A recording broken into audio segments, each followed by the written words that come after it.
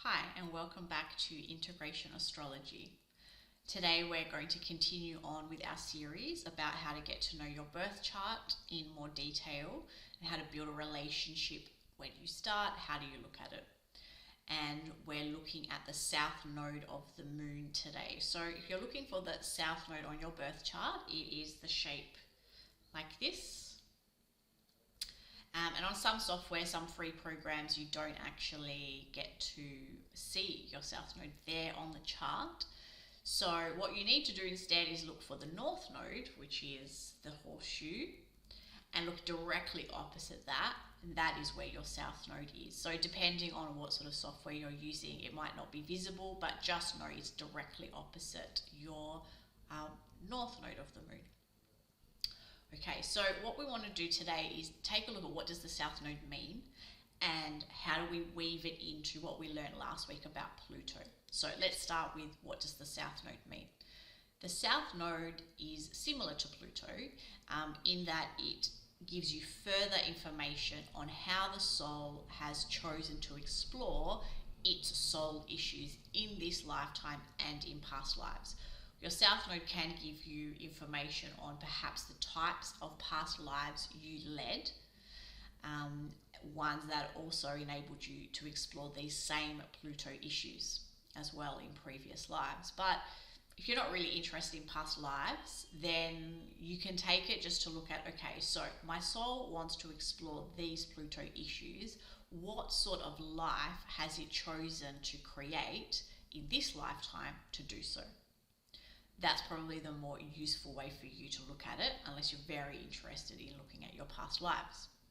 What you'll find is, just like what we talked about with Pluto, you will find that your south node is experienced with some foundational themes, some sort of larger, bigger scope themes, as well as really some fine-grained detail of exactly how you experienced your south node, events that actually happened that are clearly explained by south node themes. So you'll have all of those sorts of different levels like you heard me talk about last week with the Pluto video.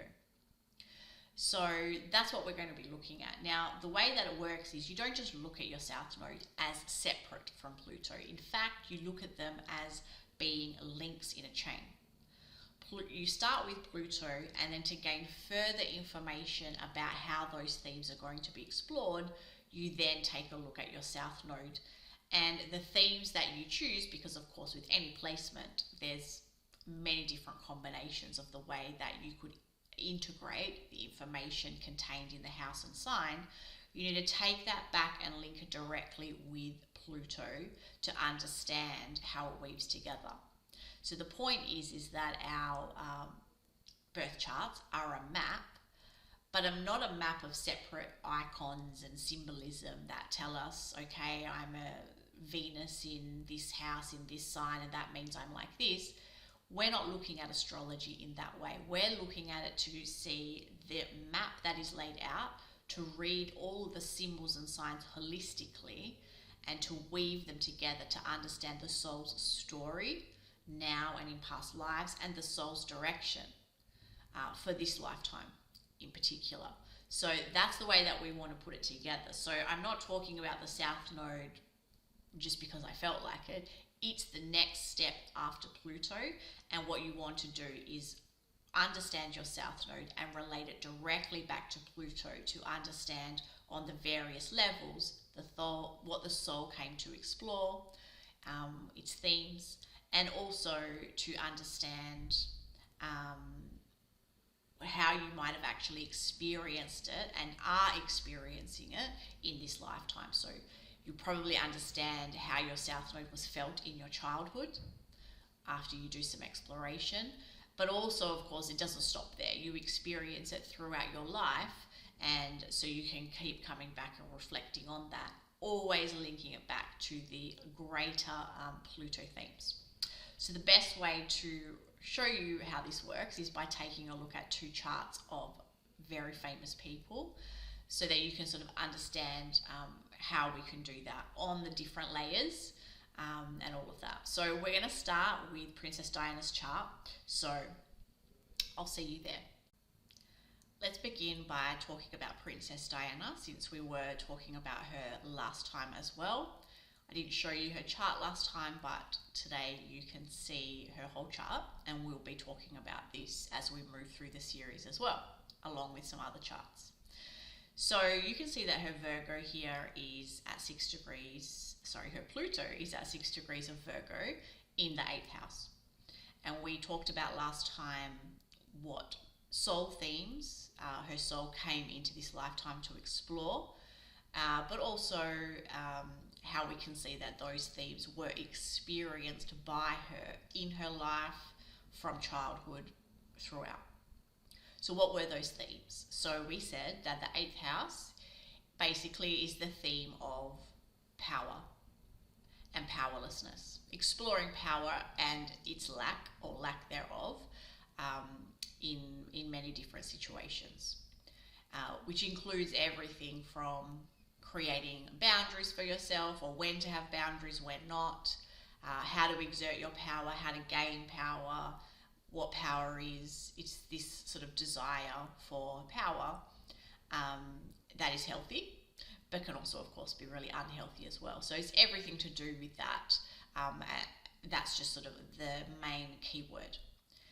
Then we talked about how you overlay Virgo, the sign, into this to see, okay, so exploring power in what way?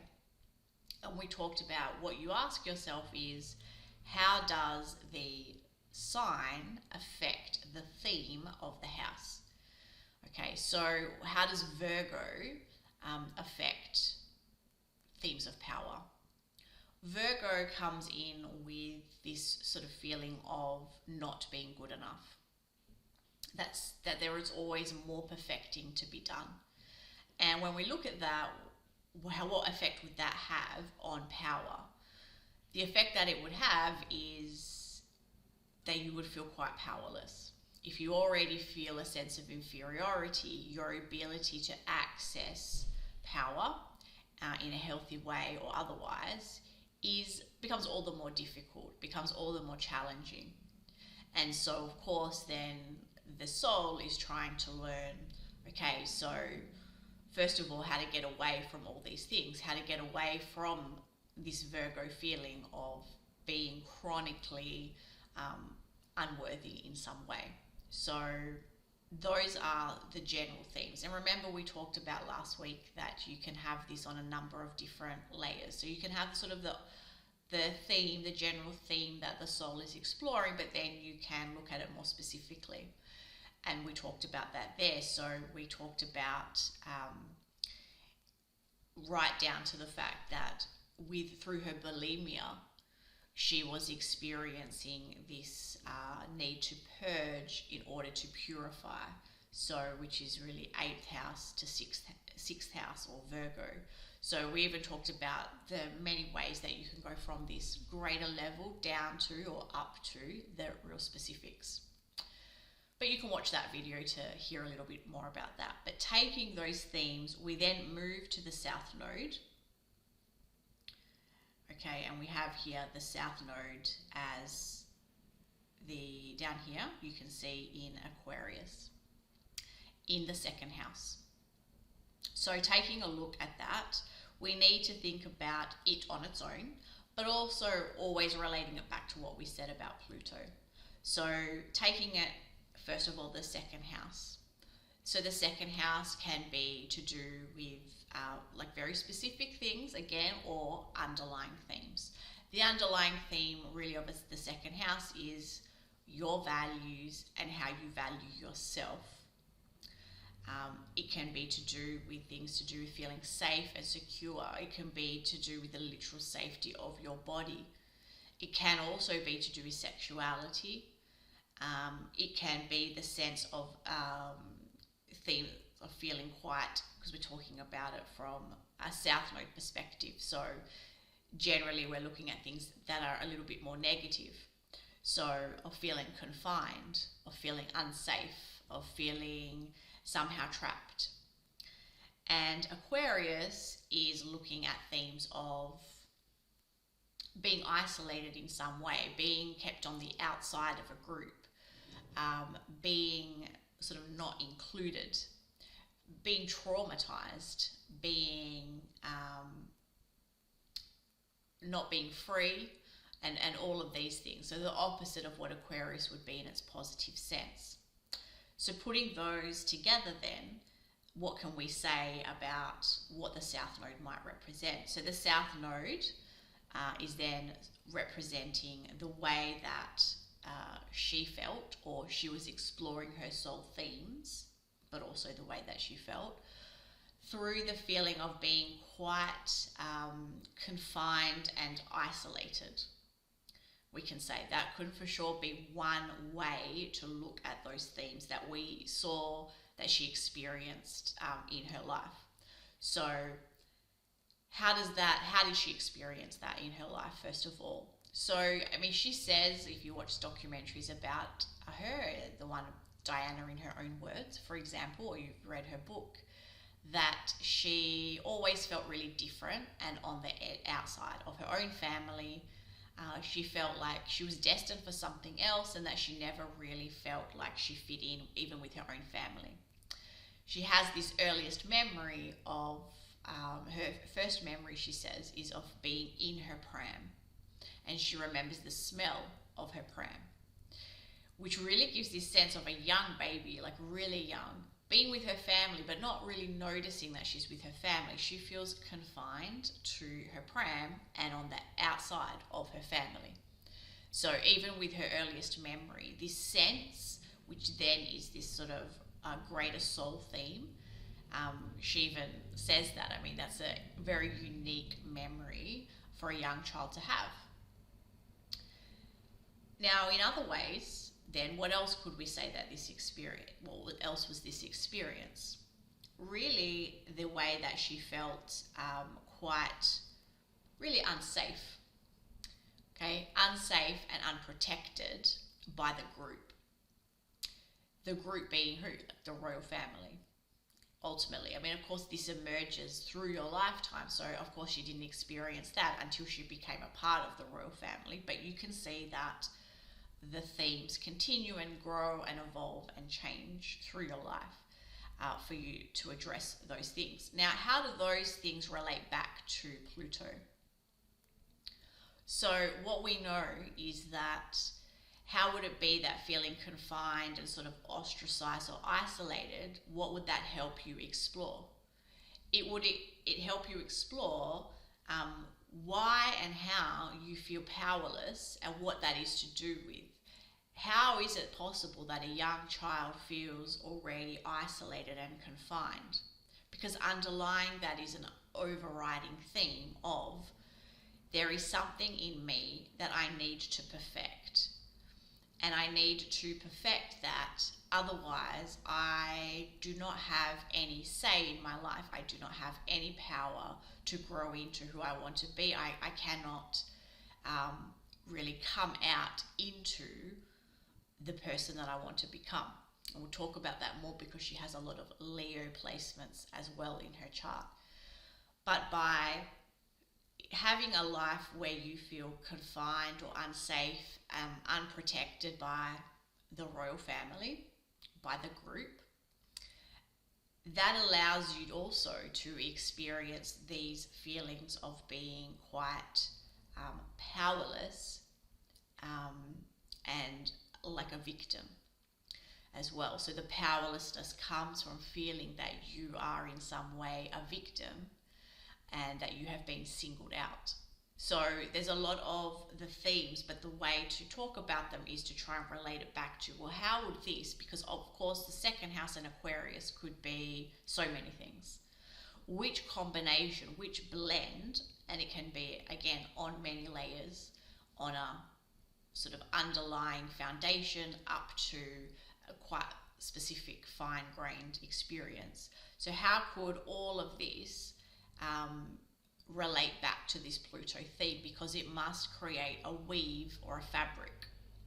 So hopefully that gives you some ideas of how to play around with your own, and we'll take a look also at another chart now.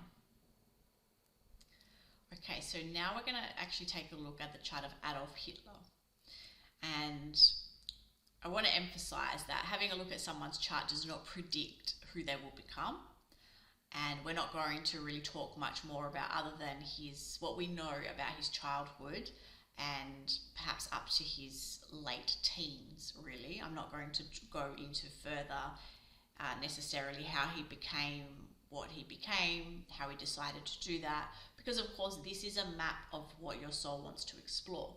It's up to you. Of course, we will have free choice, free will. It's up to you to make the choices that you want to make in life. And of course, these signatures can be integrated in whichever way you choose. As we were talking about, the themes are very multi-layered.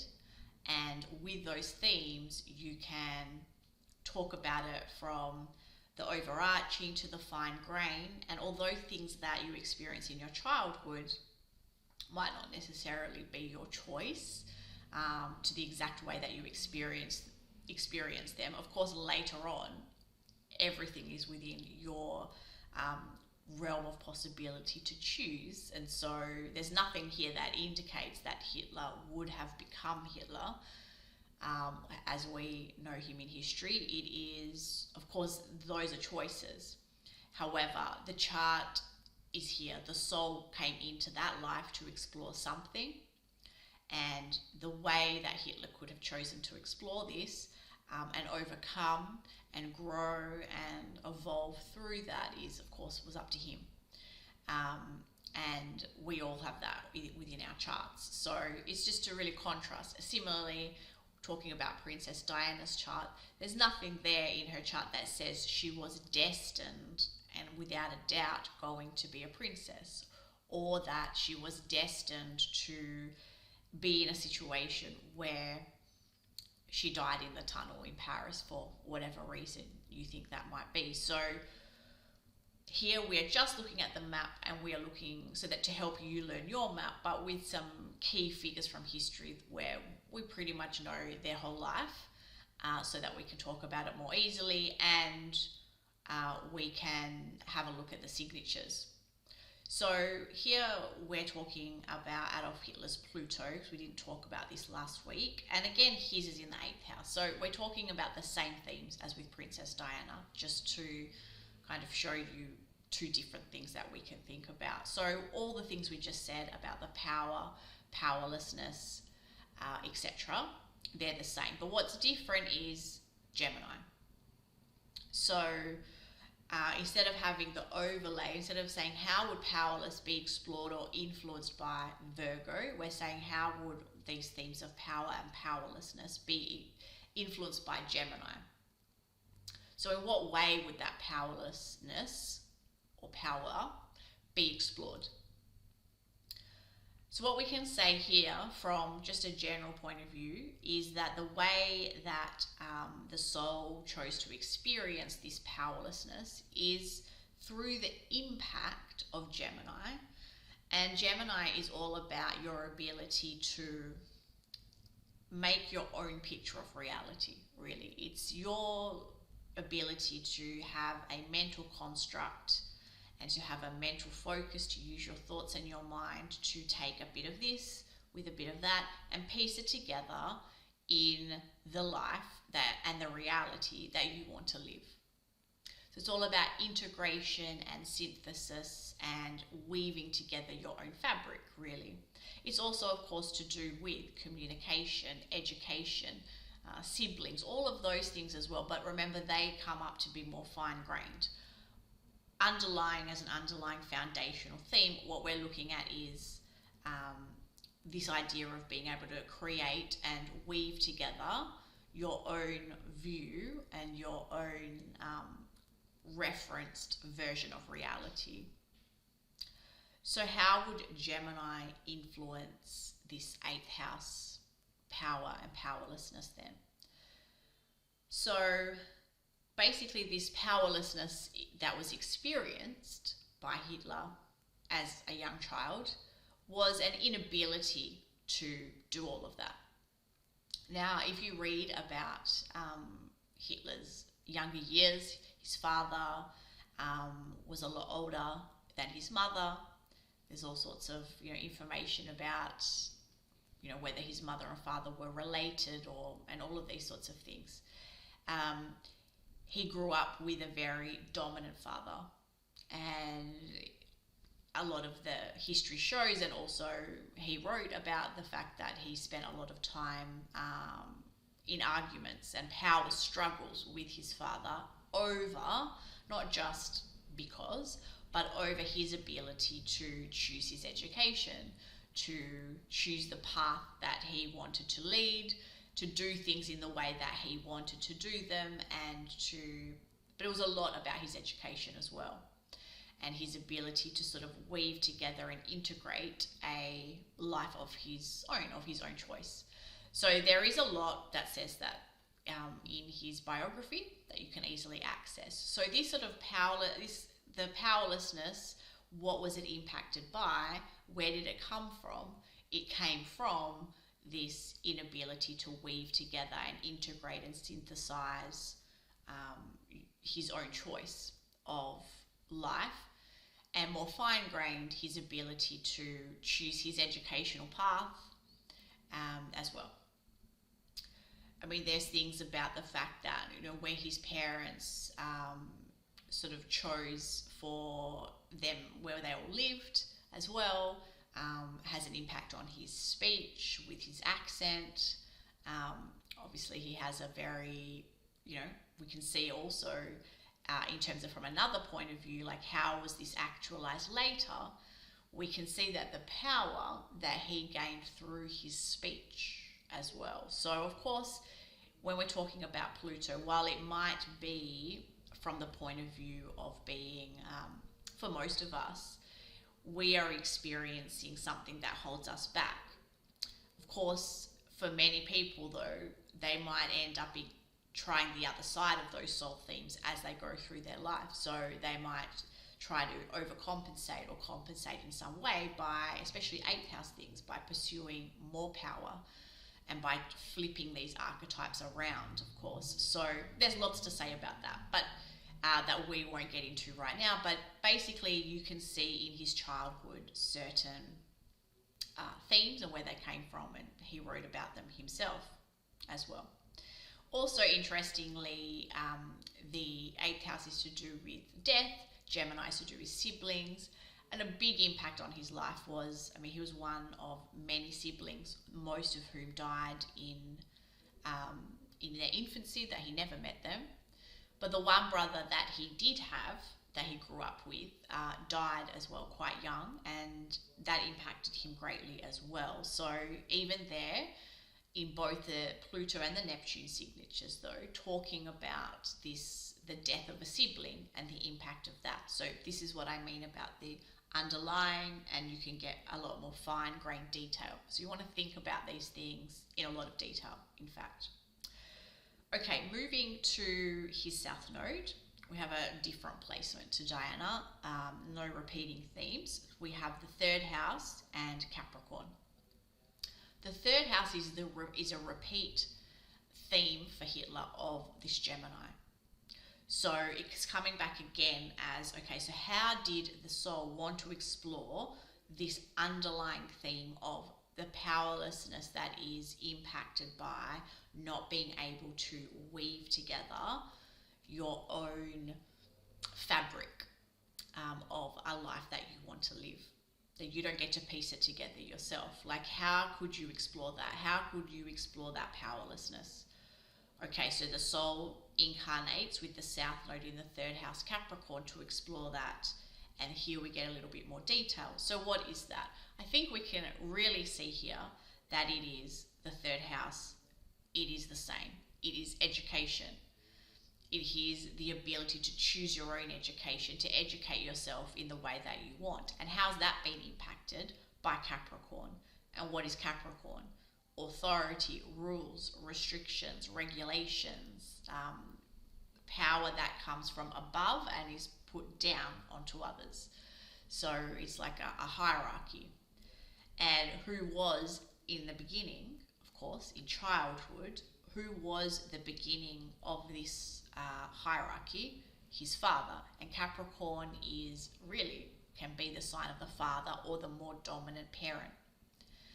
So what we see is really, again, this is just confirmed again, that this his ability to choose his own education, first of all, as a first point of the way that you are going to be able to collect together different points of view and weave them into a fabric for yourself, comes through your education. And he wasn't able to choose what he wanted to do, and he fought with his father verbally a lot around these issues. So that is also stated here in this placement.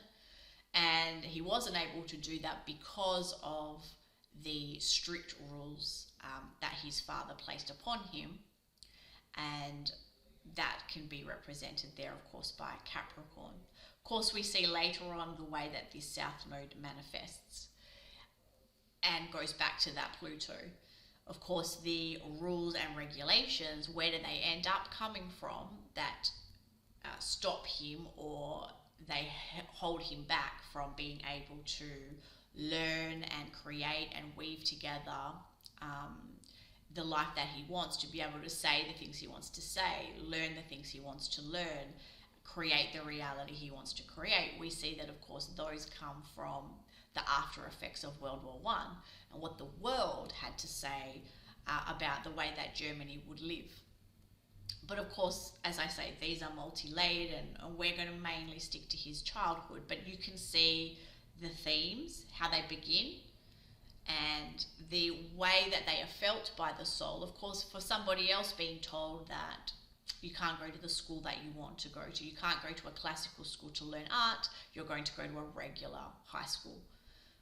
For some people, that wouldn't really even have an impact. But of course, it does have an impact when this is, and a very strong impact, when those events take place, and they are the events that are here for you, that your soul wants to experience, to explore what that is like. Of course, your choices from there are up to you. So, but we know that there's a lot in history, Hitler's background, about wanting to become an artist, wanting to learn about art. And that is where his passion was. That is what he dreamed of, and he wasn't allowed to do that. Ultimately, later on, both of his parents died when he was quite young, and so he didn't have, coming back here to the 8th house, Pluto again, the funds, so the inheritance, 8th house, to again create this fabric that he wanted, to piece together his own existence. He didn't then have the funds to do that, so again blocked in some ways by his parents, and so soon after, of course, we have World War I and other things, so other things came into play, but there is a lot of those themes, and we have a lot of information of who Hitler wanted to become in his younger years, and a lot more about who he did become, but you can see some of these soul themes playing out. So we'll stop there with Hitler's chart for now. So hopefully, having had a look at Princess Diana's Pluto and South Node, and also Hitler's Pluto and South Node, you have an idea of what I mean by the underlying foundational themes that the soul wishes to explore in this lifetime. The type of life it has created to explore that. So actually things that happened to them in their childhoods, in their adulthoods, that explain that South Node particularly for them, and how the way that the South Node has been experienced particularly for them links back to the overall Pluto theme, but also to the way that Pluto was actually lived and experienced by them. By watching me do that, I'm hoping that you can do the same with your own chart, or begin to do so. And it would be fantastic if you would share your insights for your own chart, or otherwise, whatever you want to share, in the comments, and we can have a little discussion there where we can have a little bit of back and forth, and perhaps really try and synthesize together what you're finding in a sentence or two, how your South Node really further explains the themes that your soul chose to explore in this lifetime through your Pluto point. Okay, so please don't forget to subscribe if you don't want to miss any of the next videos in this series. We'll be taking you on a journey here to really explore that. later in the year, I intend to release a course where you can do this in a lot more detail and with a lot more support from me so that you can become better acquainted. But for now, doing this together in this way through this YouTube series, I think will be enough to help you on the journey to starting to get and build a good relationship with your own birth chart. I hope so, at least. And please let me know if you have any questions or anything that you wanted to share. I'm happy to hear about it in the comments and start a discussion. Okay, see you next time.